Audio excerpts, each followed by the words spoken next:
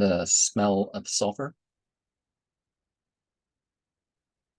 He had often met with that absurd creature in Paris, and this very morning had received some poems in manuscript from him. He has no talent, I asked. He has an income. He's all right. Harlan was the most joyous of men and most generous of critics, and he hated to talk of anything about which he could not be enthusiastic. So I dropped the subject of Soames. The news that Soames had an income did take the edge off solicitude. I learned afterwards that he was the son of an unsuccessful and deceased bookseller in Preston, but had inherited an annuity of £300 from a married aunt and had no surviving relatives of any kind. Materially, then, he was all right, but there was still a spiritual pathos about him, sharpened for me now by the possibility that even the praises of the Preston Telegraph might not have been forthcoming had he not been the son of a Preston man. He had a sort of weak doggedness which I could not but admire. Neither he nor his work received the slightest encouragement, but he persisted in behaving as a personage. Always he kept his dingy little flag flying. Where were congregated the jeunes féroces of the arts in whatever Soho restaurant they had just discovered, in whatever music hall they were most frequenting, there was Soames in the midst of them, or rather on the fringe of them, a dim but inevitable figure. He never saw to propitiate his fellow writers, never bated a jot of his arrogance about his own work, or of his contempt for theirs. To the painters, he was respectful, even humble. But for the poets and prosaists of the Yellow Book and latter of the Savoy, he had never a word but scorn. He wasn't resented. It didn't occur to anybody that he or his Catholic dabbleism mattered. When, in the autumn of '96, he brought out, at his own expense at this time, a third book, his last book, nobody said a word for or against it. I meant, but forgot to buy it. I never saw it, and am ashamed to say I don't even remember what it was called. But I did, at the time of its publication, say to Rothenstein that I thought poor old Soames was really a rather tragic figure, and that I believed he would literally die for want of recognition. Rothenstein scoffed. He said, I was trying to get credit for a kind heart, which I didn't possess. And perhaps this was so. But at the private view of the New English Art Club a few weeks later, I beheld a pastel portrait of Enoch Soames, Esquire. It was very like him and very like Rothenstein to have done it. Soames was standing near it, in his soft hat and his waterproof cape, all through the afternoon. Anybody who knew him would have recognized the portrait at a glance, but nobody who didn't know him would have recognized the portrait from its bystander. It existed so much more than he. It was bound to. Also, it had not that expression of faint happiness which on this day was discernible. Yes, in Soames' countenance, fame had breathed on him. Twice again in the course of the month, I went to the New English, and on both occasions, Soames himself was on view there. Looking back, I regard the close of that exhibit as having been virtually the close of his career. He had felt the breath of fame against his cheek so late for such a little while, and at its withdrawal he gave in, gave up, gave out. He who had never looked strong or well looked ghastly now, a shadow of the shade he had once been. He still frequented the domino room, but having lost all wish to excite curiosity, he no longer read books there. You read only at the museum now, axed I, with an attempted cheerfulness. He said he never went there now.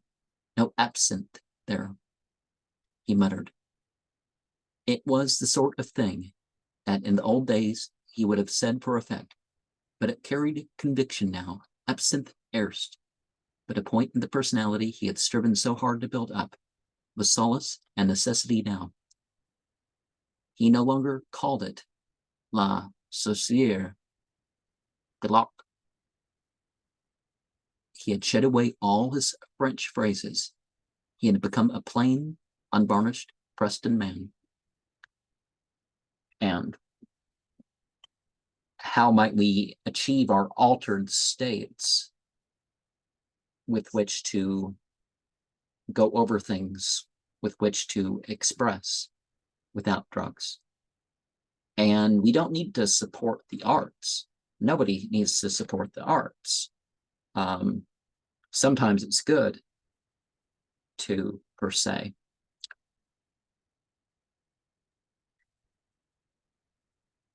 But of course, it should be done for itself. That's something extra. Sorry about the squeak of the keyboard.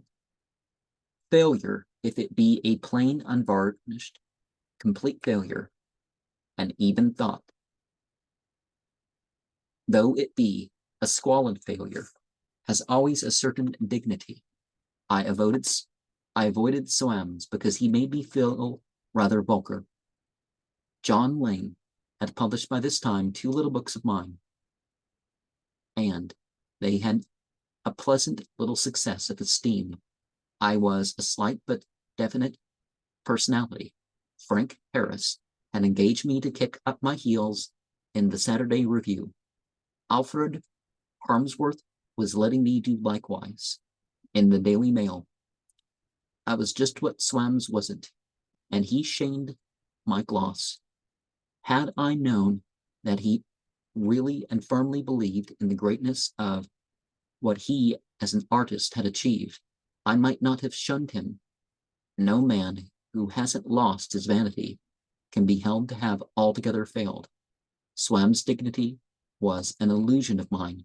One day in the first week of June, 1897, that illusion went, but on the evening of that day, Soames went too. I had been out most of the morning, and as it was too late to reach home in time for luncheon, I sought the 20e, this little place, Restaurant du 20e siècle, to give it its full title, had been discovered in '96 by the poets and prosaists, but had now been more or less abandoned in favor of some later find. I don't think it lived long enough to justify its name, but at that time, there it still was, in Greek Street, a few doors from Soho Square, and almost opposite to that house where, in the first years of the century, a little girl, and with her a boy named De Quincey, made nightly encampments in darkness and hunger among dust and rats and old legal parchments. The 20e was but a small whitewashed room leading out into the street at one end and into a kitchen at the other. The proprietor and cook was a Frenchman, known to us as Monsieur 20e. The waiters were his 2 daughters, Rose and Berthe, and the food, according to faith, was good.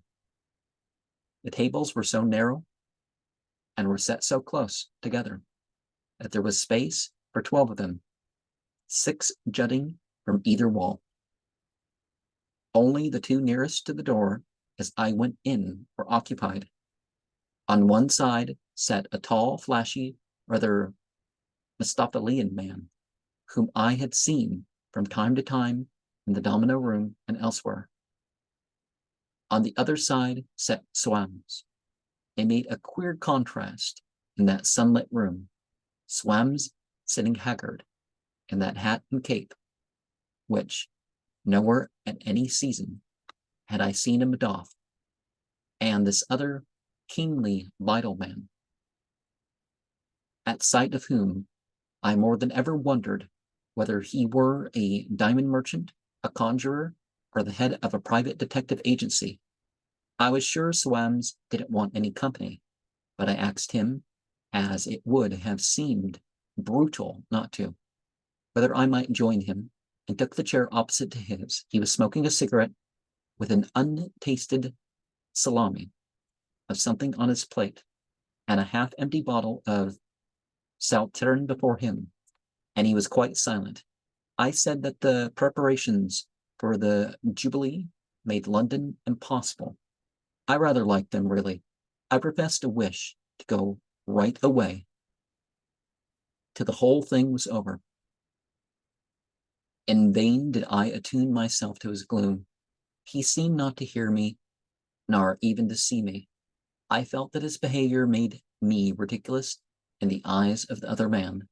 The gangway between the 2 rows of tables at the 20e was hardly more than 2 feet wide. Rose and Berth, in their ministrations, had always to edge past each other, quarreling in whispers as they did so, and anyone at the table abreast of yours was practically at yours. I thought our neighbor was amused at my failure to interest Soames, and so, as I could not explain to him that my insistence was merely charitable, I became silent. Without turning my head, I had him well within my range of vision. I hoped I looked less vulgar than he in contrast with Soames. I was sure he was not an Englishman, but what was his nationality? Though his jet-black hair was en brosse, I did not think he was French. To Berth, who waited on him, he spoke French fluently, but with a hardly native idiom and accent. I gathered that this was his first visit to 20e, but Berth was offhand in her manner to him. He had not made a good impression. His eyes were handsome, but, like the 20e's tables, too narrow and set too close together. His nose was predatory, and the points of his mustache, waxed up beyond his nostrils, gave a fixity to his smile.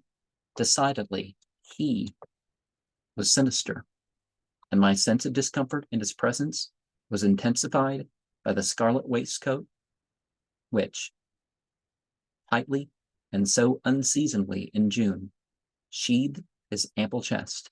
This waistcoat wasn't wrong merely because of the heat either. It was somehow all wrong in itself. It wouldn't have done on Christmas morning. It would have struck a jarring note at the first night of Hernani.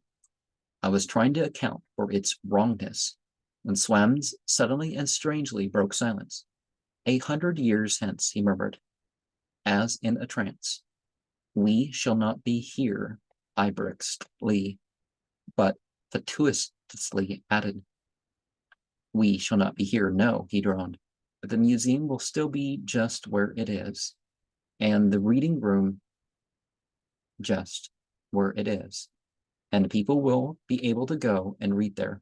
He inhaled sharply, and a spasm as of actual pain contorted his features. Now, this way of judging people by their mere appearance, saying sinister or not, that sort of stuff's amoral. Certain body language, perhaps a different thing, right? I wondered what train of thought poor Soames had been following. He did not enlighten me when he said after a long pause, "You think I haven't minded." Minded what, Soames? Neglect, failure. Failure? I said heartily, failure. I repeated vaguely. Neglect, yes, perhaps, but that's quite another matter. Of course you haven't been appreciated, but what then? Any artist who gives, what I wanted to say was, any artist who gives truly new and great things to the world has always to wait long for recognition. But the things to the world, but the flattery, would not out in the face of his misery, a misery so genuine and so unmasked, my lips would not say the words. And then he said them for me. I flushed. That's what you were going to say, isn't it? He asked. How did you know? It is what you said to me 3 years ago when Fungoids was published. I flushed the more. I need not have done it so at all. It's the only important thing I ever heard you say, he continued, and I've never forgotten it. It's a true thing. It's a horrible truth. But do you remember what I answered? I said, I don't care for a sou of recognition. And you believe me. You've got on believing. I'm above that sort of thing. You're shallow. What should you know of the feelings of a man like me? You imagine that a great artist's faith in himself and in the verdict of posterity is enough to keep him happy. You've never guessed at the bitterness and loneliness. His voice broke. But presently he resumed, speaking with a force that I had never known in him. Posterity? What use is it to me? A dead man doesn't know that people are visiting his grave, visiting his birthplace, putting up tablets to him, unveiling statues of him. A dead man can't read the books that are written about him 100 years hence. Think of it. If I could come back to life, then just for a few hours, and go to the reading room and read, or better still, if I could be projected now, at this moment, into that future, into the reading room, just for this one afternoon, I'd sell myself, body and soul, to the devil for that. Think of the pages and pages in the catalog. Soames Enoch. Endless editions, commentaries, prolegomena, biographies. But here he was interrupted by a sudden loud creak of the chair at the next table. Our neighbor had half risen from his place. He was leaning towards us, apologetically intrusive. Permit me, he said softly. I've been unable not to hear. Might I take a liberty? In this little restaurant, Sun's Falschen. He spread wide his hands. Might I, as the phrase is, cut in? I could but signify our acquaintance. Mirth had appeared at the kitchen door. Thinking the stranger wanted his bill, he waved her away with his cigar, and in another moment had seated himself beside me, commanding a full view of Soames. Though not an Englishman, he explained, I know my London well, Mr. Soames. Your name and fame, Mr. Beerbohm's too. Very known to me. Your point is, who am I? He glanced quickly over his shoulder, and in a lowered voice said, I am the devil. I couldn't help it. I laughed. I tried not to. I knew there was nothing to laugh at. My rudeness shamed me, but I laughed with increasing volume. The devil's quiet dignity, the surprise and disgust of his raised eyebrows, did but the more dissolve me. I rocked to and fro. I lay back aching. I behaved deplorably. I am a gentleman. And he said with intense emphasis, I thought I was in the company of a gentleman. Don't. I grasped faintly. Oh, don't. Curious Nikwaher, I heard him say to Soames. There is a type of person to whom the very mention of my name is, oh, so awfully funny.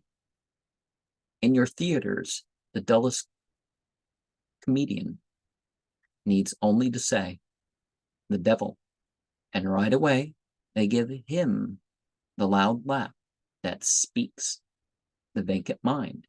Is it not so? I had now just breath enough to offer my apologies. He accepted them, but coldly, and addressed himself to Soames.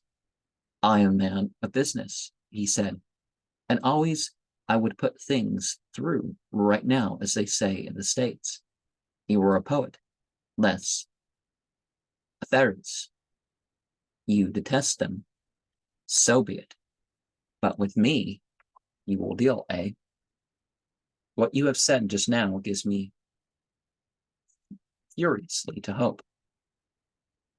Soames had not moved, except to light a fresh cigarette. He sat crouched forward, with his elbows squared on the table, and his head just above the level of his hands, starting up at the devil. Go on, he nodded. I'd no remnant of laughter in me now. It will be the more pleasant, our little deal, the devil went on, because you are, I mistake not, a diabolist. A Catholic diabolist, said Soames. The devil accepted the reservation genially. You wish, he resumed, to visit now, this afternoon, as ever is the reading room of the British Museum, yes, but of 100 years hence, yes, perfectment, time, and illusion, past and future, they are as ever present as the present, or at any rate, only what you call just round the corner. I switch you on to any date, I project you. Poof. You wish to be in the reading room, just as it will be in the afternoon of June 3rd, 1997. You wish to find yourself standing in that room, just past the swing doors, this very minute. Yes, and to stay there till closing time. Am I right? Soames nodded. The devil looked at his watch. 2:10. He said, closing time in summer, same then as now, 7 o'clock. That will give you almost 5 hours. At 7 o'clock, poof, you find yourself again here, sitting at this table. I am dining tonight, dans le monde, dans le higret. That concludes my present visit to your great city. I come and fetch you here, Mr. Soames, on my way home. Home, I echoed. Be it ever so humble, said the devil lightly. All right, said Soames. Soames, I entreated. My friend moved not a muscle. The devil had made as through to stretch forth his hand across the table and touch Soames' forearm. But he paused in this gesture. 100 years hence, as now, he smiled. No smoking allowed in the reading room. You would be better, therefore. Soames removed the cigarette from his mouth and dropped it into his glass. Subterranean. Soames, again I cried, can't you? But the devil had now stretched forth his hand across the table. He brought it slowly down on the tablecloth. Soames' chair was empty. His cigarette floated, sodden in his wine glass. There was no other trace of him. For a few moments the devil let his hand rest where it lay, gazing at me out of the corners of his eyes, vulgarly triumphant. A shudder took me. With an effort I controlled myself and rose from my chair. Very clever, I said condescendingly. But the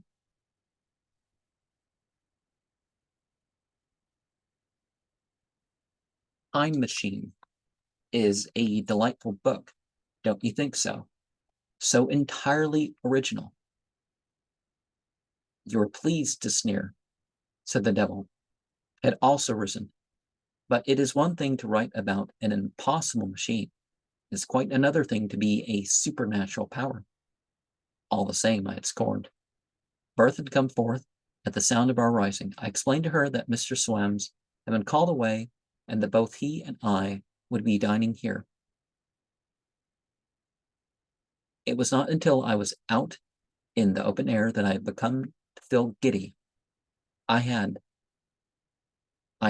but the haziest recollection of what I did, where I wandered in the glaring sunshine of that endless afternoon. I remember the sound of carpenters' hammers all along Piccadilly, and the bare, chaotic look of the half-erected stands was in the Green Park or in Kensington Gardens. Or where was it that I sat on a chair beneath a tree, trying to read an evening paper? There was a phrase in the leading article that went on repeating itself in my fagged mind. Little is hidden from this august lady, full of the garnered wisdom of 60 years of sovereignty. I remember wildly conceiving a letter to reach Windsor by express messenger, told to await answer.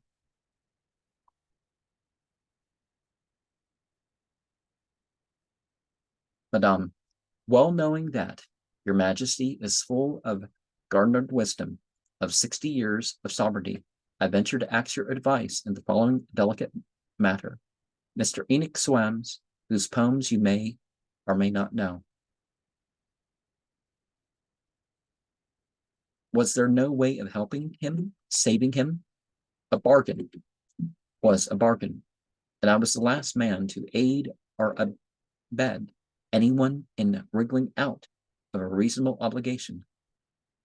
I wouldn't have lifted a little finger to save Faust, but poor Soames, doomed to pay without respite an eternal price for nothing but a fruitless search and a bitter disillusioning. Odd and uncanny, it seemed to me that he, Soames in the flesh, in the waterproof cape, was at this moment living in the last decade of the next century, poring over books not yet written, and seen by men not yet born. Uncannier and odder still, that tonight and evermore he would be in hell. Assuredly, truth was stranger than fiction. Endless that afternoon was. Almost I wished I had gone with Soames, not indeed to stay in the reading room, but to sally forth for a brisk sightseeing walk around a new London. I wandered restlessly out of the park I had sat in. Vainly I tried to imagine myself an ardent tourist from the 18th century. Intolerable was the strain of the slow passing and empty minutes. Long before 7 o'clock, I was back at the 20e. I sat there just where I had set the luncheon. Air came in listlessly through the open door behind me. Now and again, Rose or Berth appeared for a moment. I had told them I would not order any dinner till Mr. Soames came. A hurdy-gurdy began to play, abruptly drowning the noise of a quarrel between some Frenchmen farther up the street. Whenever the tune was changed, I heard the quarrel still raging. I had bought another evening paper on my way. I unfolded it. My eyes gazed ever away from it, to the clock over the kitchen door. 5 minutes now to the hour. I remembered that clocks in restaurants are kept 5 minutes fast. I concentrated my eyes on the paper. I vowed I would not look away from it again. I held it upright at its full width, close to my face, so that I had no view of anything but it. Rather a tremulous sheet, only because of the draught, I told myself. My arms gradually became stiff. They ached, but I could not drop them now. I had a suspicion. I had a certainty. Well, what then? What else had I come for? Yet I held tight that barrier of newspaper. Only the sound of Berth's brisk footstep from the kitchen forced me to drop it and to utter, "What shall we have to eat, Soames?" Il est souffrant, c'est pauvre Monsieur Soames, ex Berth. He's only tired. I asked her to get some wine, Burgundy, and whatever food might be ready. Soames sat crouched forward against the table. exactly as when I had last seen him. It was as though he had never moved, he who had moved so unimaginably far. Once or twice in the afternoon, it had for an instant occurred to me that perhaps this journey was not to be fruitless, that perhaps we had all been wrong in our estimate of the works of Enoch Soames, that we had been horribly right, was horribly clear from the look of him. But don't be discouraged, I falteringly said. Perhaps it's only that you didn't leave enough time. 2-3 centuries hence, perhaps. Yes, his voice came. I've thought of that. And now for the more immediate future. Where are you going to hide? How would it be if you caught the Paris Express from Charing Cross, almost an hour to spare? Don't go on to Paris. Stop at Calais. Live in Calais. He'd never think of looking for you in Calais. It's like my luck, he said, to spend my last hours on earth with a donkey. But I was not offended. And a treacherous donkey, he strangely added, tossing across to me a crumpled bit of paper which he had been holding in his hand. I glanced at the writing on it, some sort of gibberish apparently. I laid it impatiently aside. Come, Soames, pull yourself together. This isn't a mere matter of life and death. It's a question of eternal torment. Mind you, you don't mean to say you're going to wait limply here till the devil comes to fetch you. I can't do anything else. I've no choice. Come, this is trusting and encouraging with a vengeance. This is diabolism run mad. I filled his glass with wine. Surely now that you've seen the brute, it's no good abusing him. You must admit there is nothing Miltonic about him, Soames. I don't say he's not rather different from what I expected. He's a vulgarian. He's a swell mobsman. He's the sort of man who hangs about the corridors of trains going to the Riviera and steals ladies' jewel cases. Imagine eternal torment presided over by him, which mythologically isn't how it virtually ever is listed, right? Is that, you don't suppose I look forward to it, do you? Then why not slip quietly out of the way? Again and again I filled his glass, and always mechanically he emptied it. But the wine kindled no spark of enterprise in him. He did not eat, and I myself ate hardly at all. I did not in my heart believe that any dash for freedom could save him. The chase would be swift, the capture certain, but better anything than this passive, meek, miserable waiting. I told Soames that for the honor of the human race, he ought to make some show of resistance. He asked what the human race had ever done for him. Besides, he said, can't you understand that I'm in his power? You saw him touch me, didn't you? There's an end of it. I've no will. I'm sealed. I made a gesture of despair. He went on repeating the word sealed. I began to realize that the wine had clouded his brain. No wonder. Bootless, he had gone into the futurity. Bootless, he still was. I urged him to eat at any rate some bread. It was maddening to think that he who had so much to tell might tell nothing. How was it all? I asked. Yonder, come, tell me your adventures. They'd make me first-rate copy, wouldn't they? I'm awfully sorry for you, Soames, and I make all possible allowances. But what earthly right have you to insinuate that I should make copy, as you call it, out of you? The poor fellow pressed his hands to his forehead. I don't know, he said. I had some reason, I know. I'll try to remember. That's right. Try to remember everything. Eat a little more bread. What did the reading room look like? Much as usual, he at length muttered. Many people there. Usual sort of number. What did they look like? Soames tried to visualize them. They all, he presently remembered, looked very like one another. My mind took a fearsome leap. All dressed in jagger? Yes, I think so. Grayish yellow stuff. A sort of uniform? He nodded. With a number on it, perhaps. A number on a large disc of metal sewn onto the left sleeve. DKF. 78,910, that sort of thing.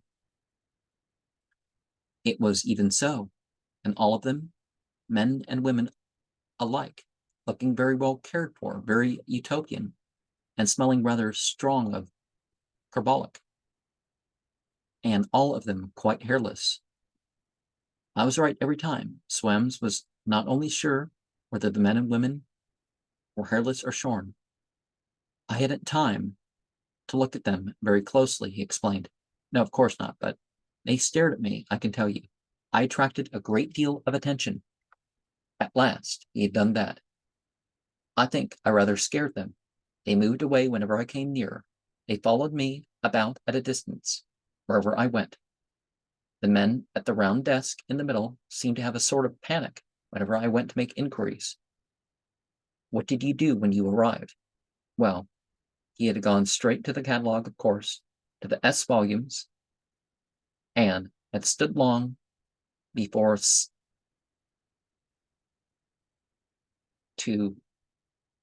so unable to take this volume out of the shelf because his heart was beating so. At first, he said, he wasn't disappointed. He only thought there was some new arrangement. He went to the middle desks and asked where the catalog of the 20th century books was kept. He gathered that, and there was still only one catalog. Again, he looked up his name, stared at the 3 little pasted slips he had known so well, and then he went and sat down for a long time. And then he droned, I looked up the Dictionary of National Biography and some encyclopedias. I went back to the middle decks and asked what was the best modern book on the late 19th century literature. They told me that Mr. T.K. Nupton's book was considered the best. I looked it up in the catalog and filled in the form for it. It was brought to me. My name wasn't in the index, but yes, he said with a sudden change of tone. That's what I'd forgotten. Where is that bit of paper? Give it back to me. I too had forgotten that cryptic screed. I found it fallen on the floor and handed it to him. He smoothed it out, nodding and smiling at me disagreeably. I found myself glancing through Nupton's book. He resumed. Not very easy reading, some sort of phonetic spelling. All the modern books I saw were phonetic. Then I don't want to hear any more, Soames, please. The proper names seemed all to be spelled in the old way, but for that, I mightn't have noticed my own name. Your own name, really, Soames. I'm very glad. And yours. No. I thought I should find you waiting here tonight. So I took the trouble to copy out the passage. Read it.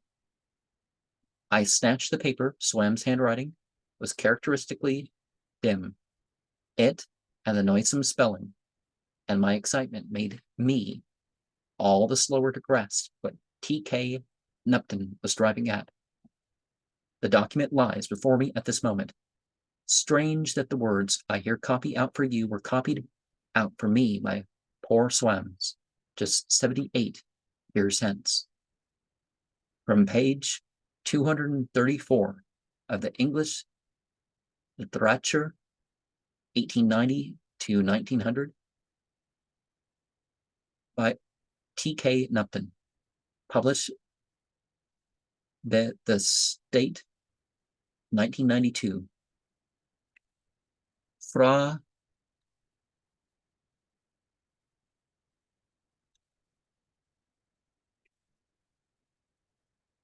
exormable a retire of the time named Max Beerbohm, who was still alive in the 20th century, wrote a story in which a portrayed an imaginary character called Enoch Soames, a third-rate poet who believes himself a great genius and makes a bargain with the devil in order to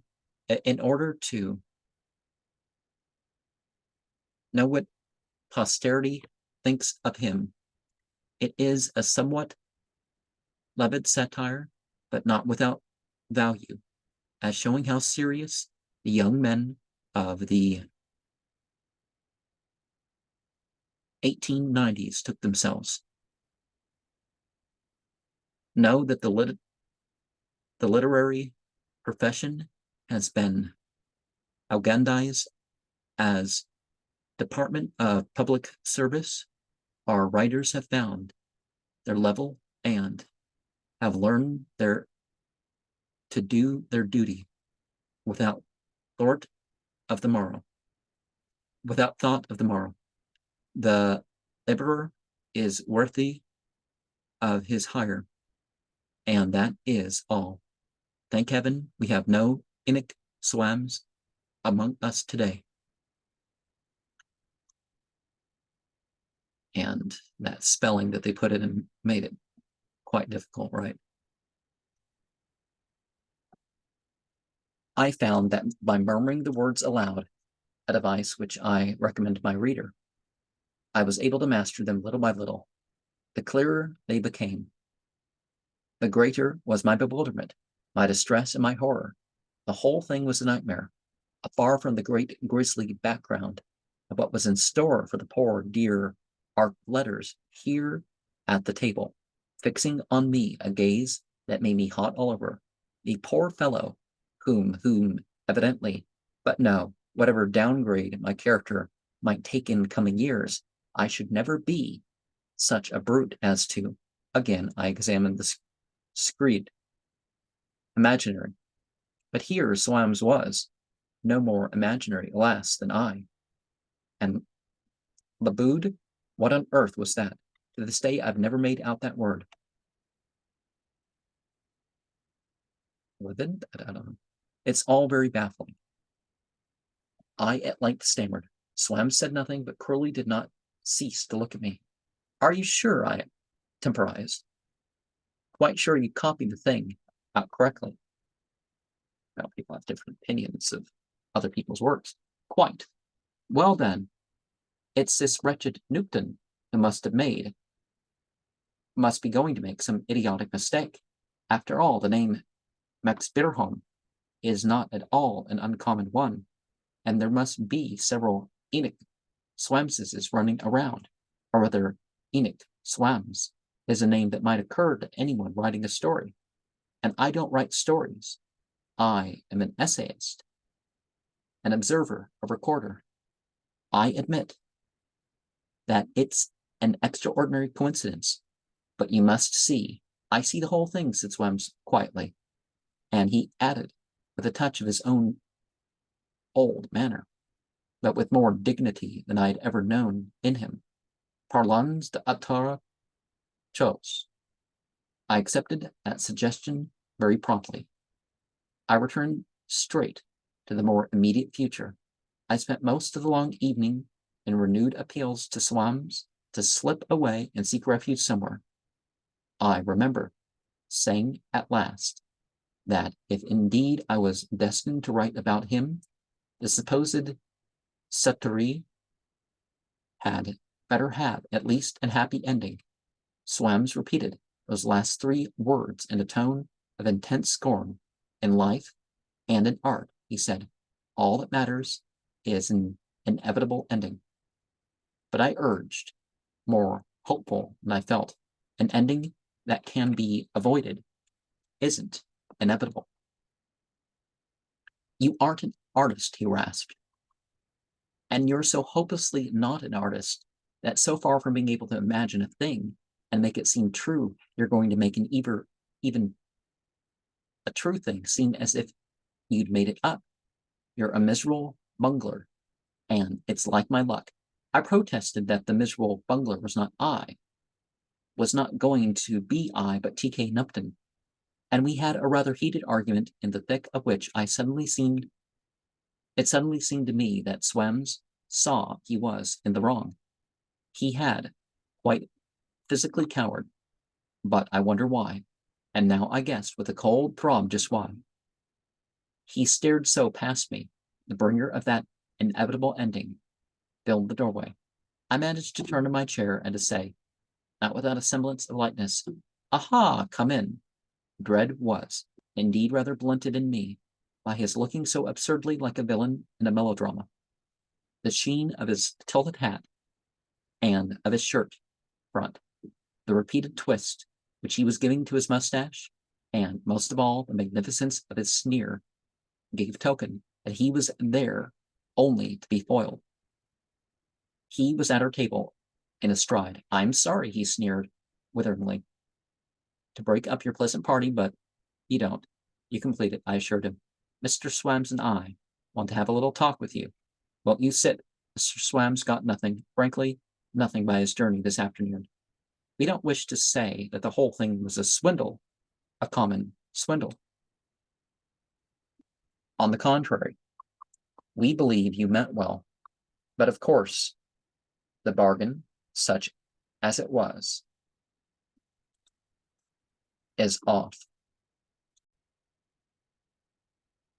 The devil gave no verbal answer. He merely looked at Soames and pointed with rigid forefinger to the door. Soames was wretchedly rising from his chair when, with a desperate, quick gesture, I swept together 2 dinner knives that were on the table and laid their blades across each other. The devil stepped sharp back against the table behind him, averting his face and shuddering. "You are not superstitious," he hissed. "Not at all," I smiled. "Soames," he said, as to an underling, but without turning his face, "put those knives straight." With an inhibitive gesture to my friend, "Mr. Soames," I said emphatically to the devil, "is a Catholic dabblist, but my poor friend did the devil's bidding, not mine." And now, with his master's eyes again fixed on him, he arose. He shuffled past me. I tried to speak. It was that he spoke. "Try," was the prayer he threw back at me. And as the devil pushed him roughly out through the door, "Try to make them know that I did exist." In another instant, I too was thrown through that door.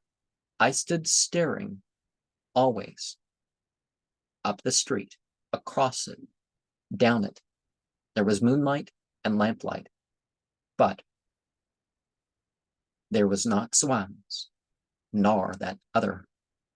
Dazed, I stood there.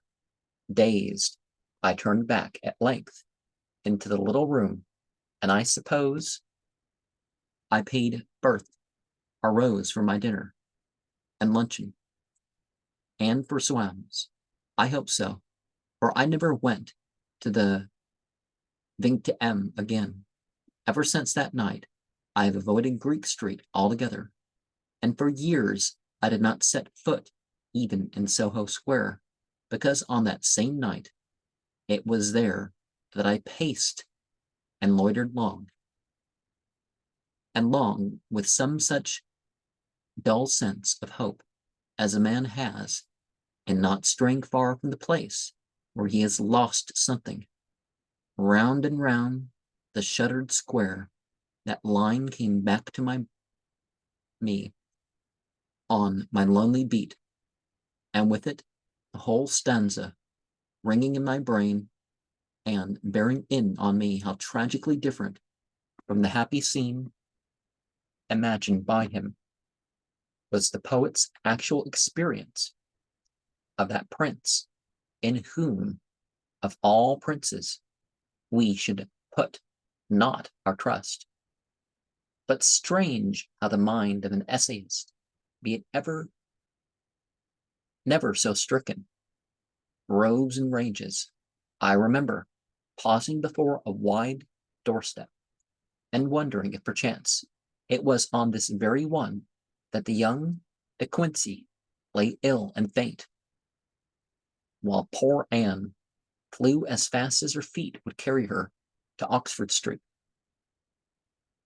The stony-hearted stepmother of them both, and came back bearing that glass of port wine and spices, but for which he might, so he thought, actually have died.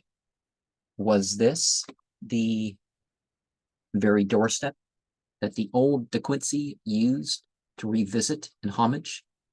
I pondered Anne's fate, the cause of her sudden vanishing from the ken of her boyfriend, and presently I blamed myself for letting the past override the present.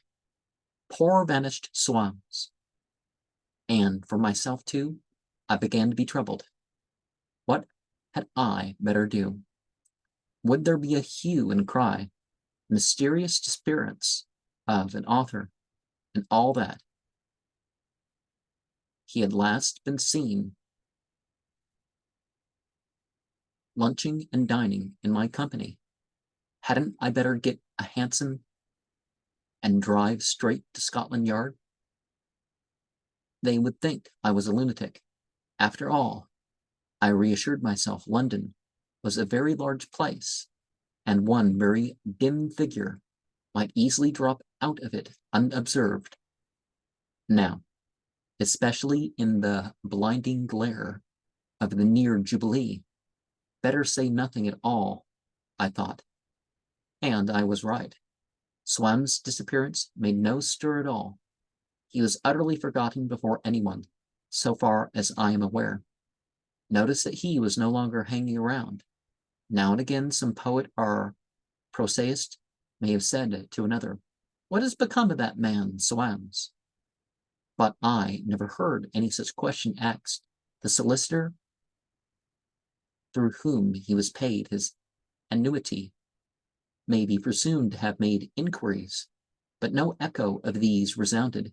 There was something rather ghastly to me in the general unconsciousness that Soames had existed, and more than once I caught myself wondering whether Nupton, that babe unborn, were going to be right in thinking him a figment of my brain. In that extract from Newton's repulsive book, there is one point which perhaps puzzles you. How is it that the author thought I have here mentioned him by name and have quoted the exact words he is going to write? He is not going to grasp the obvious corollary that I have invented nothing. The answer can be only this: Nupton will not have read the latter passages of this memoir. Such lack of thoroughness is a serious fault in anyone who undertakes to do scholar's work, and I hope these words will meet the eye of some contemporary rival to Nupton and be the undoing of Nupton. I like to think that sometime between 1992 and 1997, someone will have looked up this memoir and will have forced on the world his inevitable and startling conclusions. And I have reasons for believing that this will be so. You realize that the reading room into which Soames was projected by the devil was in all respects precisely as it will be on the afternoon of June 3rd, 1997. You realize, therefore, that on that afternoon, when it comes round, there the self-same crowd will be, and there Soames too will be punctually. He and they do precisely what they did before.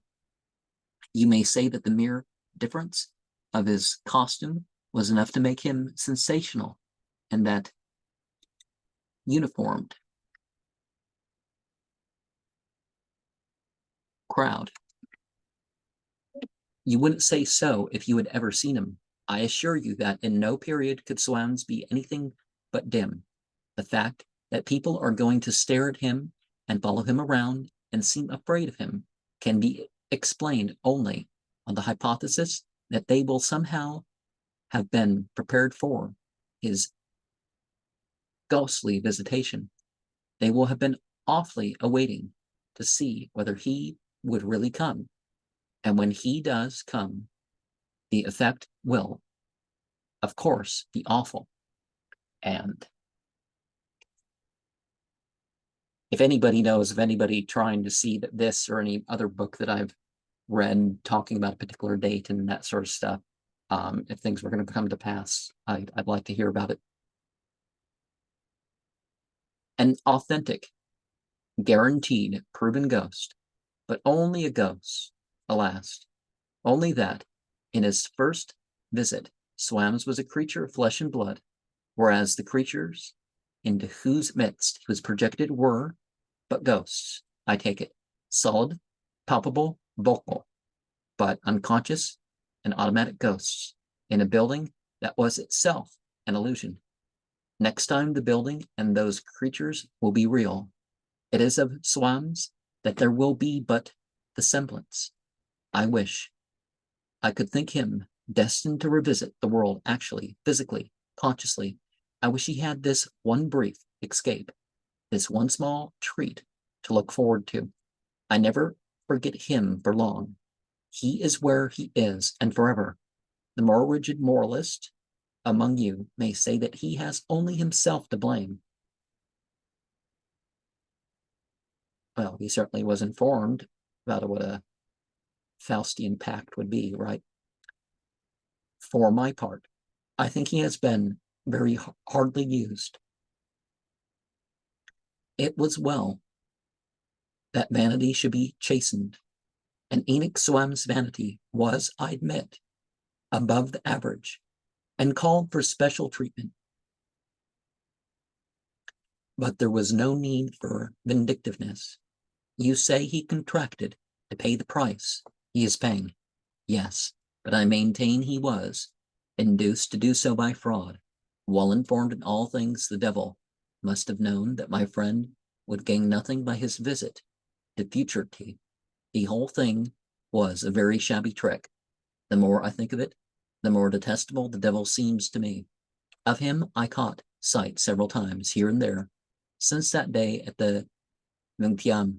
Only once, however, have I seen him at close quarters. This was in Paris. I was walking one afternoon along the Rue d'Antin when I saw him advancing from the opposite direction, overdressed as ever, and swinging an ebony cane, and altogether behaving as though the whole pavement belonged to him. At thought of Enoch Soames and the myriads of other sufferers eternally in this brute's dominion, a great cold wrath filled me, and I drew myself up to my full height. But well, one is so used to nodding and smiling in the street to anybody whom one knows, that the action becomes almost independent of oneself. To prevent it requires a very sharp effort and great presence of mind. I was miserably aware, as I passed the devil, that I nodded and smiled to him, and my shame was the deeper and hotter because he, if you please, stared right straight at me with the utmost haughtiness. To be cut, deliberately cut by him, I still am furious at having had that happen to me. And the name Enoch and the reference to Mephistophelian, kind of directed how things were going, but this was pretty well written, right? But of course, beings have their influence, right? It's not,